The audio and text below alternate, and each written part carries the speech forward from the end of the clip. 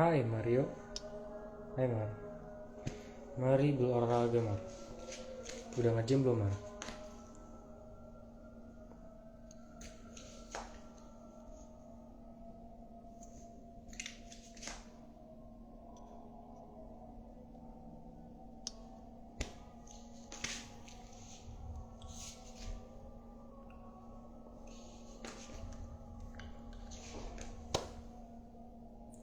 Oke, langsung mulai deh. Kalau mode ngajak-ngajak mah kita pakai podcast.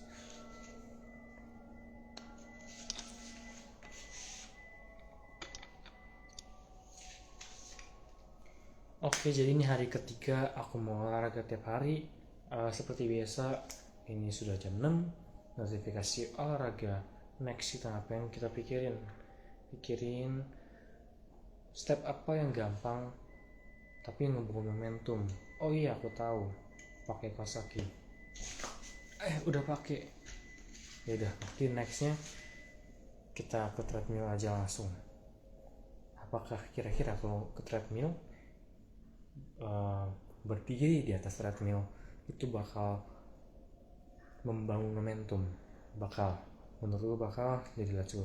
Kita gunakan willpower kita gunakan energi kita buat naik ke treadmill doang, bukan buat olahraga, buat naiknya aja. Yuk.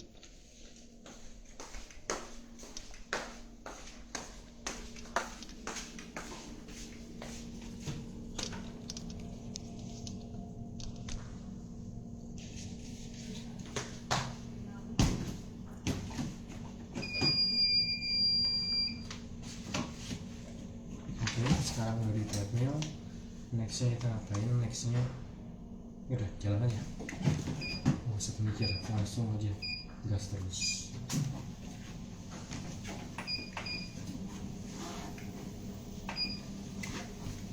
Baru kita mulai move out in dulu, supaya kita pakai jam supaya tahu heart rate kita berapa. Juga sebenarnya ada caranya, tapi nggak bisa cari langsung di Google aja cara menghitung zona kardio.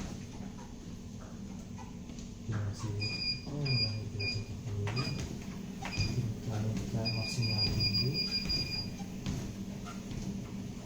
kalau kita capek gitu, nanti baru kita turunin secara bertahap.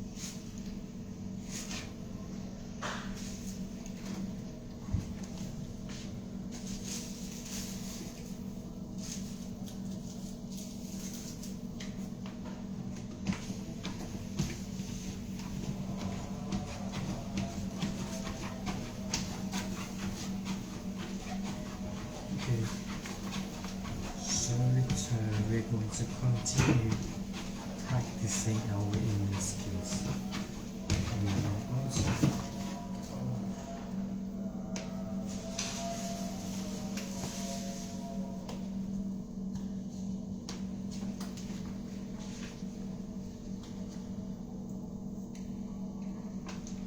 Halo Miss, mau olahraga nih. Kira-kira Miss sudah olahraga belum hari ini?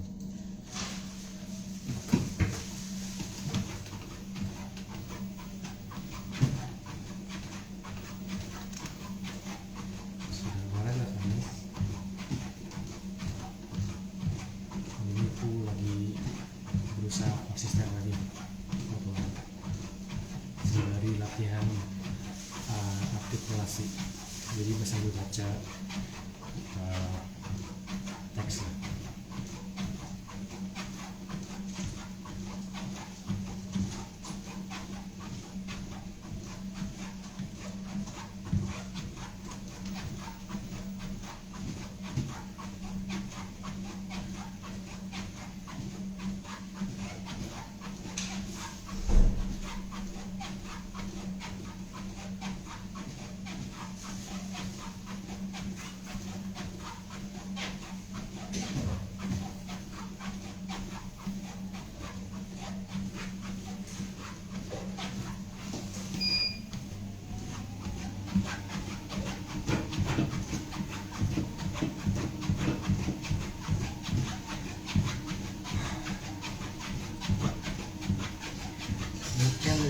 Social intelligence in light of neuroscience. The social architecture of the brain intertwines the high and low roads. In intact brains, these two systems work in parallel, both necessary rudders in the social world. Conventional ideas of social intelligence.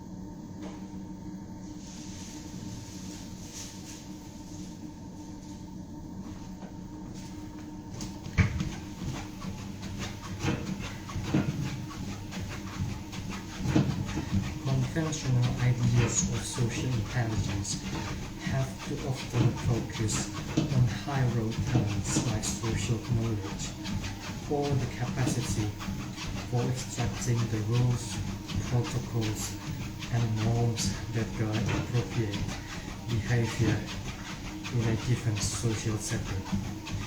The social cognition school reduces interpersonal talent to the sort of general intellect applied to interaction. Although this cognitive approach has served well in linguistics and in artificial intelligence, it meets the limits when applied to human relationships.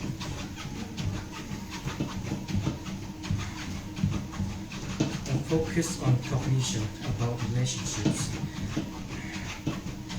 neglects essential non-cognitive abilities like primal empathy and synchrony, and it ignites capacities like concern.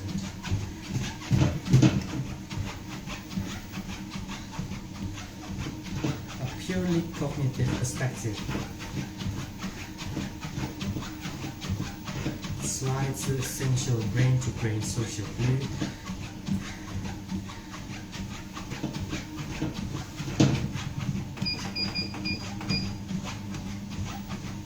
builds the foundation for any interactions. The full spectrum of social intelligence abilities embraces both high and low road aptitudes. Presently, both the concept and its measures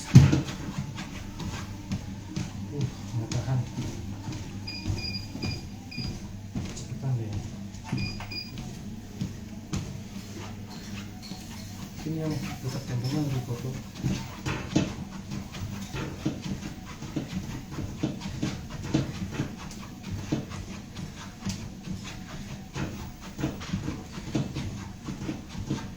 Recently, both the concept and its measure omit too many lanes of the low road, and so exclude social talents that have been key to human survival. Back in the 1920s, when Thorndike originally proposed measuring social intelligence, next to nothing was known about the neural basis of IQ, let alone about interpersonal skill. Now social in neuroscience challenges intelligent theories to find a definition for our interpersonal abilities that encompasses the talents of the low roads, including capacities for getting in sync, for attuned listening, or for empathic concern. These basic elements of nourishing relationships must be included in any full account of social intelligence.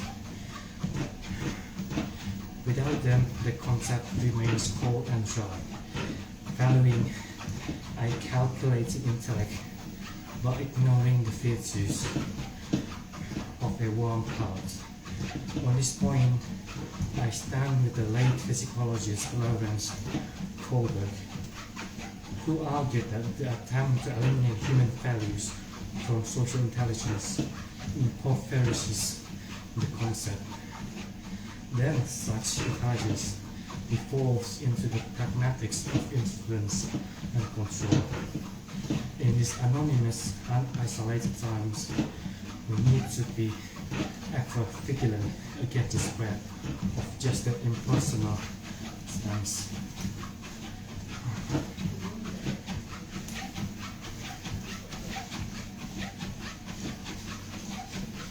Part 2. Broken Balls.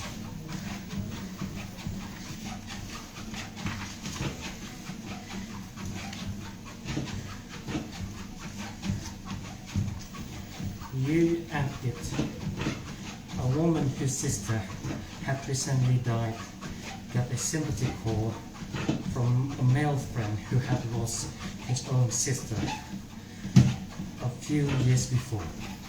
The friend expressed his condolences, and the woman, touched by his emphatic words, told him pertinent details of the long illness her sister had suffered, and she described how bereft she herself felt at loss. But as she could hear the clicking of computer keys at the other end of the line. A slow realization of dawn. Her friend was answering his email, even as he was talking to her in her hour of pain. His comments became increasingly hollow, perfunctory, and off-point as the conversation continued. After they hung up, she felt so dejected that she wished he had never called at all. She had just had a gut punch of the interaction that the philosopher Martin Buber called I-It. In I-It interaction, Buber wrote, one person has no attunement to the other's subjective reality, feels no real empathy for the other person.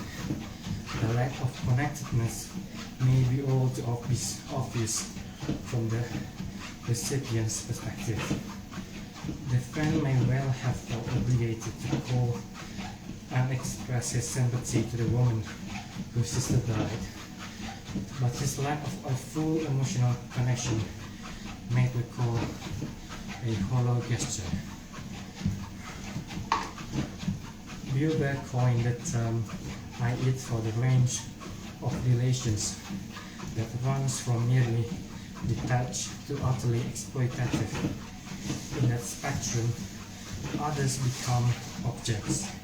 We treat someone more as a thing than as a person. Physiologists use the term agentic for this core approach to others, viewing people solely as instruments to be used towards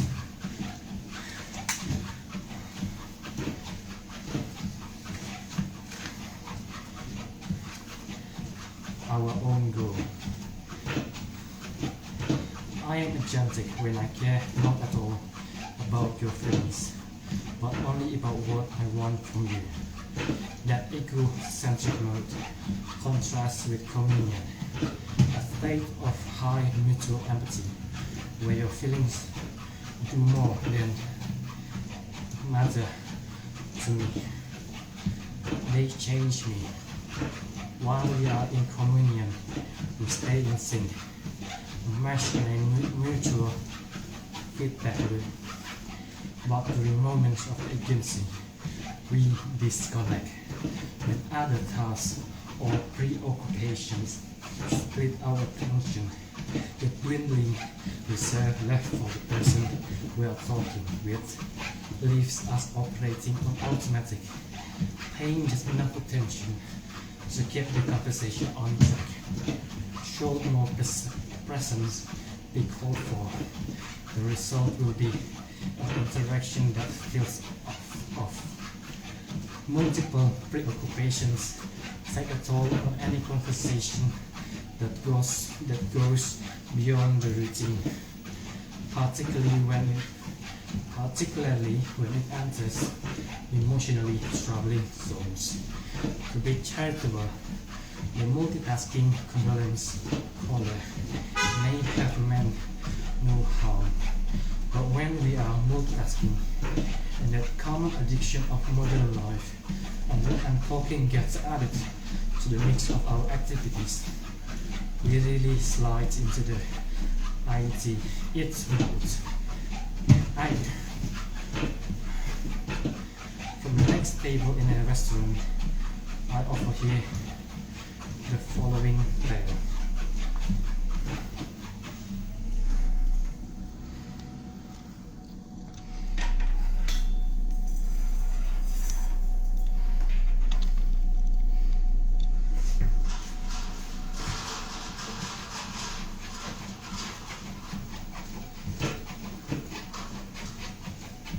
My brother has terrible luck with women. His first marriage was a disaster. He is 39 and a nerd. He's got terrific technical skills, but zero social skills. Lately he's been trying speed dating. Single women sit at tables, and the men go from table to table, spending exactly 5 minutes talking with each woman. A bell rings at 5 minutes, and they rate each other to indicate if they might want to get together. If they do, then they exchange email addresses to arrange a meeting another time. But my brother ruins his chances. I know just what he does. As soon as he sits down, he starts talking about himself non-stop.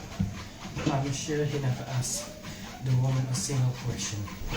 He's never had the woman say she wants to see him again. For the same reason, when she was single, opera singer Alison Johnny employed a dating pass. She counted the amount of time it took before her date asked her question with the word "you" in it. On her first date with Adam Epstein, the man she married a year later, she didn't even have time to start the clock. He aged the task. That task looks for a person's capacity for attuning, for wanting to answer and understand.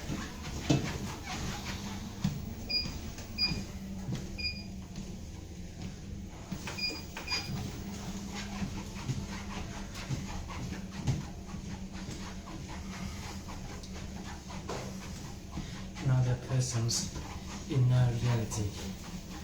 Psychoanalysts use the somewhat cumbersome term intersubjectivity to refer to this meshing of two people's inner worlds.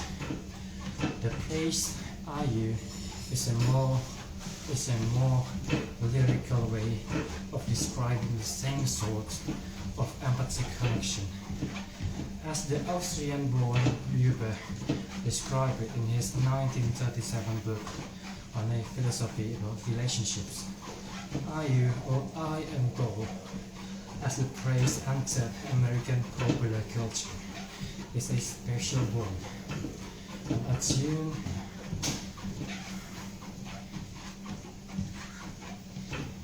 attuned closeness that is often, but of course not always, found between husbands and wives, family members, and good friends. In German, the form of you that viewers use, du, is the most intimate. The word friends and lovers use with each other. For Weber, who was a mystic as well as a philosopher, you has a transcendental dimension. The human relationship with the divine is the one IU connection that can be indefinitely sustained, the ultimate ideal for our imperfect humanity. But the everyday modes of IU range from simple respect and politeness to affection and admiration, to any of the countless ways we show our love. The emotional indifference and remoteness of an I-it relationship stands in direct contrast to the attuned IU. When we are in the IT mode, we treat other people as means to some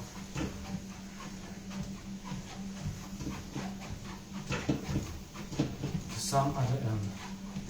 By contrast, in the IU mode, our relationship with them becomes an end in itself.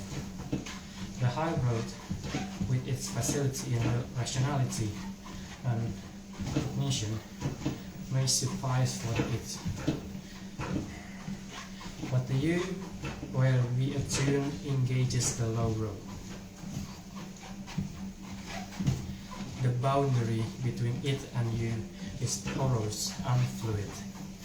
Every you will sometimes become an it. Every it has the potential for becoming a you. When we expect to be treated as a you, the it treatment feels terrible, as happened on that hollow phone call. In such moments, you shrivels into it. Empathy opens the door to IU relations. We respond not just from the surface, but with a wider swath.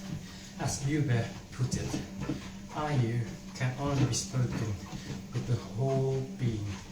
The defining quality of IU engagement is feeling felt, the distinct sensation when someone has become the target of true empathy. At such moments, we sense that the other person knows how we feel.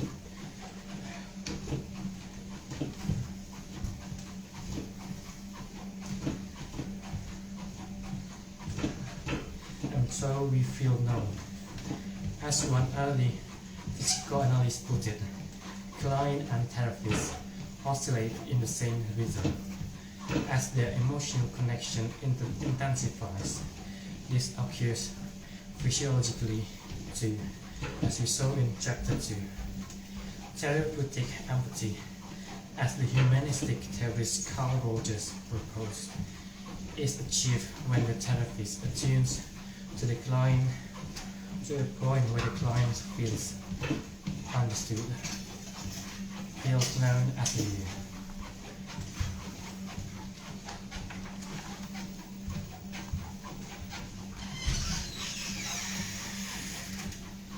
Feeling proud. Shortly after Takeo Doi, a Japanese psychiatrist, arrived on his first visit to America, he had an awkward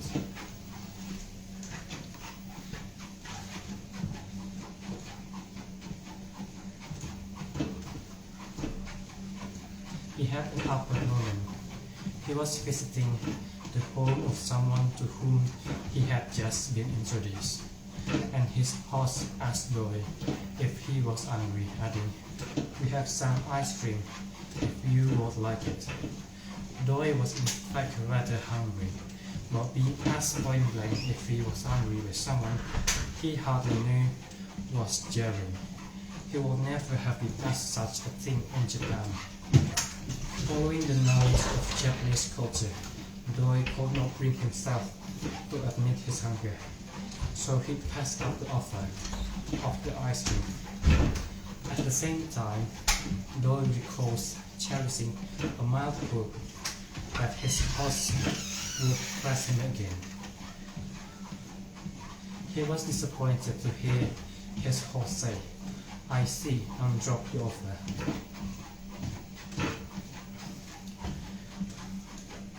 In Japan, Doi knows a host would simply have sensed his hunger and given him something to eat without having to ask if he wanted it.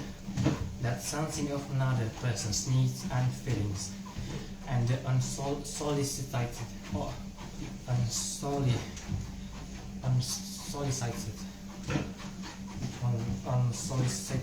response to them bespeaks the high value placed on the IU mode in Japan culture and in East Asian cultures generally.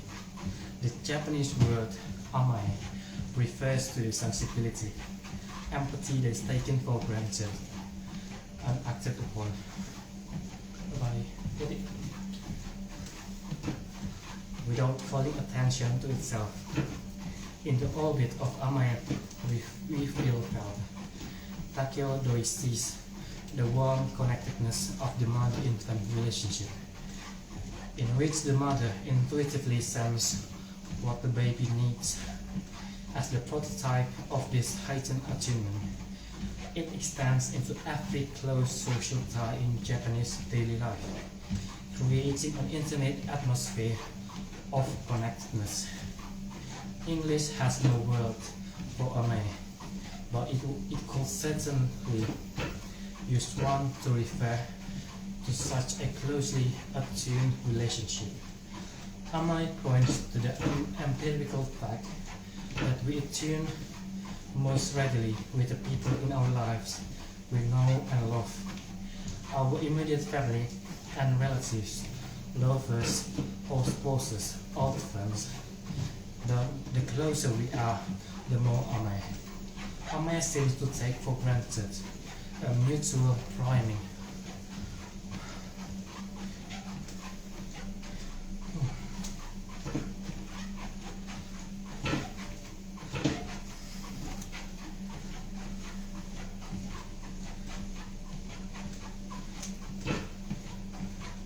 A mutual priming of parallel feelings and thoughts in people who are attuned. The unvoiced attitude is something like, if I feel it, so should you, and so I need not tell you what I want, feel, or need. You should be close enough attuned to me to sense it, and so to act on it without a word needed.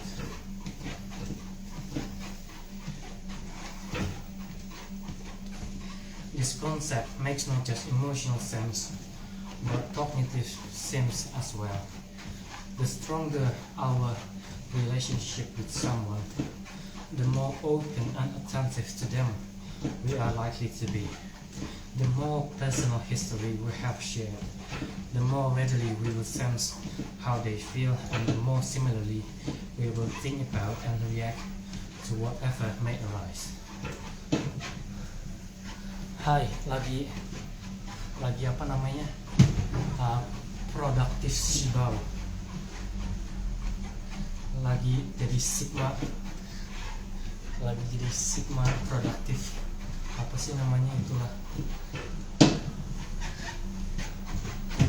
Lagi latihan artikulasi apa sih? Ini tuh ngebantu loh buat artikulasi ngomong. Jadi kalau ngomong Inggris sih bisa fasih gitu. Nah sembari biar nggak bosen kalau lagi olahraga, gitu aja nggak ngerti.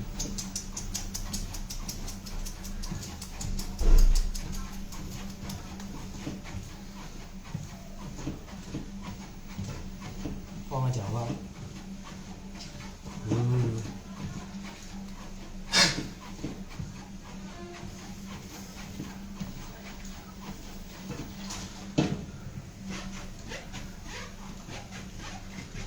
Nah ya, jadi sering-sering baca aja supaya lebih natural gitu si komposisian grammarnya itu gimana nya, sering-sering denger juga. Tapi kalau buat fasih ngomongnya supaya lebih jelas, lakuin kayak gini 5 menit aja per hari. Teksnya mau apapun yang penting Inggris, dan beneran Inggrisnya bener ya.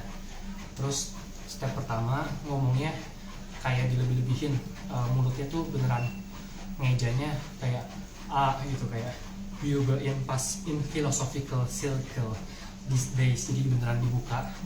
Terus yang kedua, direndahin suaranya, jadi kayak beneran ditekanin, kayak anggapannya bottle of water gitu, gitu, kayak direndahin. Nah jadi baca kayak gitu tiap hari 5 menit pakai 2 step itu gitu. Yoi gitu. Coba cariin.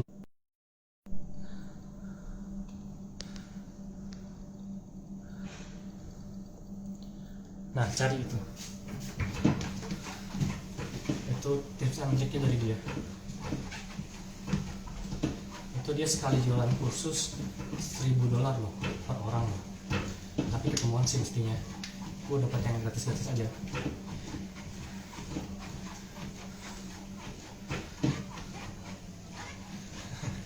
Bye bye. Terima kasih. Jangan lupa olahraga.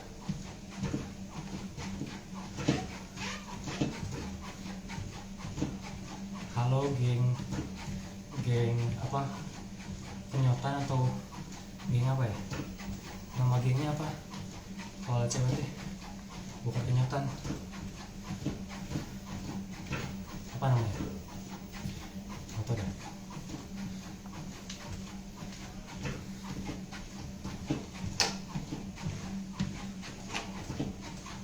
Either way.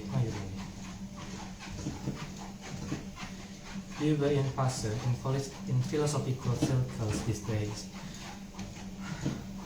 But the French philosopher Emmanuel Levinas has largely fulfilled his role as a commentator on relationships. I, as Levinas observes, implies the most superficial of relationships, thinking about the other person rather than attuning to her.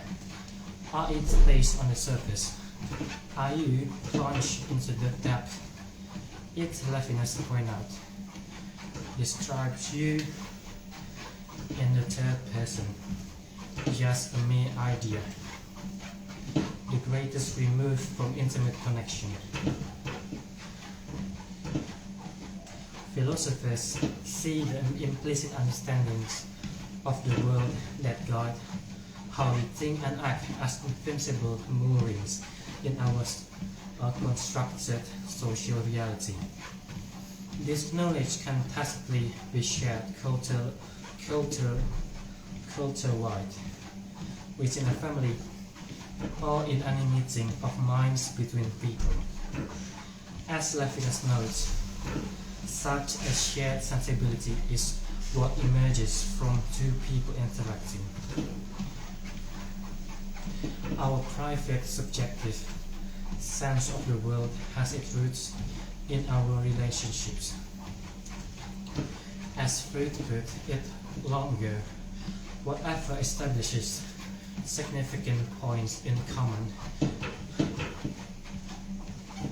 between people arouses fellow feelings, a fact not lost on anyone who has successfully struck up a conversation with an attractive potential partner, made a sales call on a stranger, or simply pass the time with a seatmate on a long plane flight. But beneath this surface connection, Freud saw the intense looping called forth outright identification, a sense that the other and oneself are virtually one and the same. At the neural level, my getting to know you means my acquiring a resonance with your emotional patterns and mental maps. And the more our maps overlap, the more identified we feel, and the greater the shared reality we create.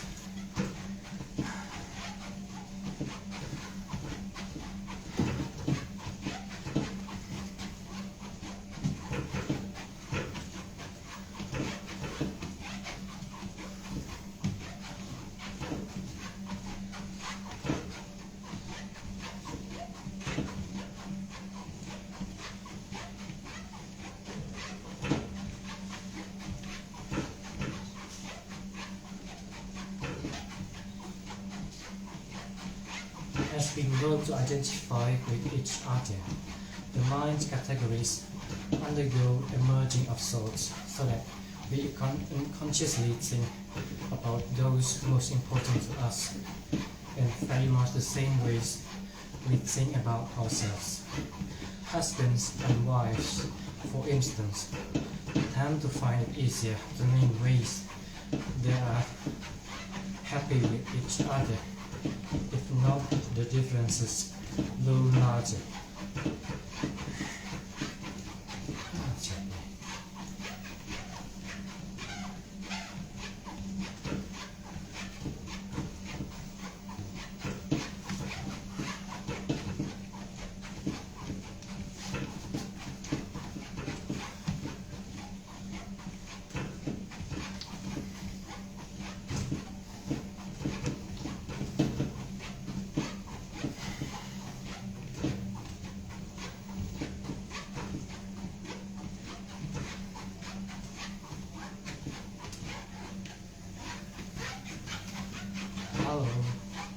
Hello.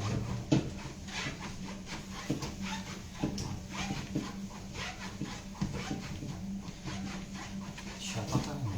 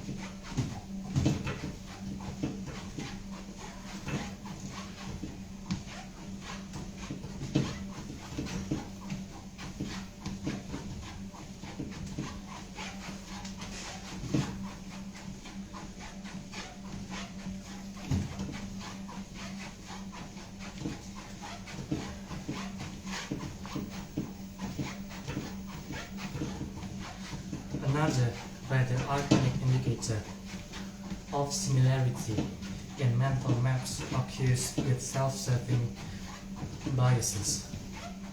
They tend to apply to those we value most the same distorted thinking we apply to ourselves.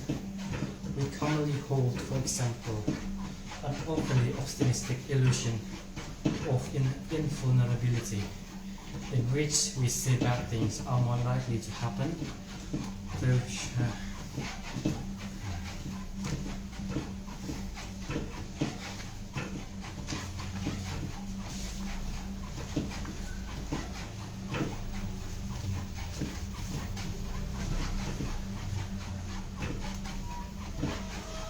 other people than to ourselves, or those we care about most.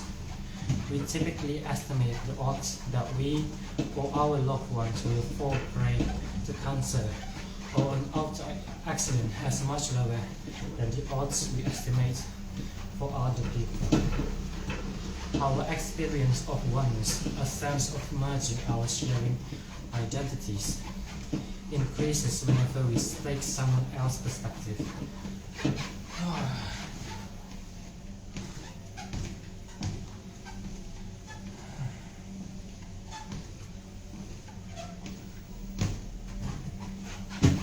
Oke, jadi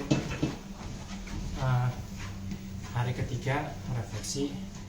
Awalnya mulai jam 6 secara habit, tadi udah pakai kaos kaki, kemudian bilang nextnya apa ya, hal mudah buat ngebangun momentum, yaitu naik ke treadmill.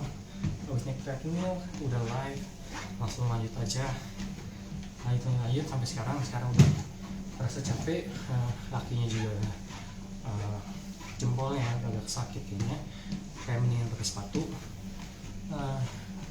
Jadi secara nggak langsung bikin jadi capek ke mentalnya buat terus-terusan lanjut, jadi bakal top. Kemudian secara fisik, nah coba lihat ya,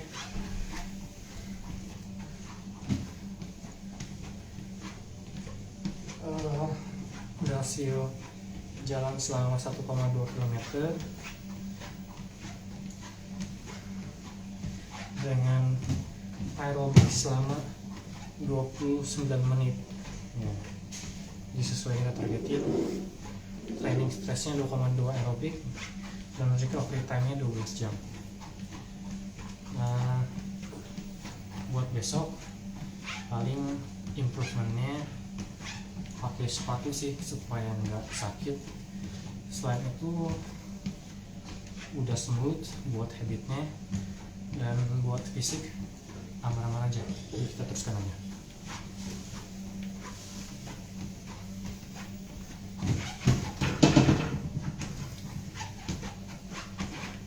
Bye.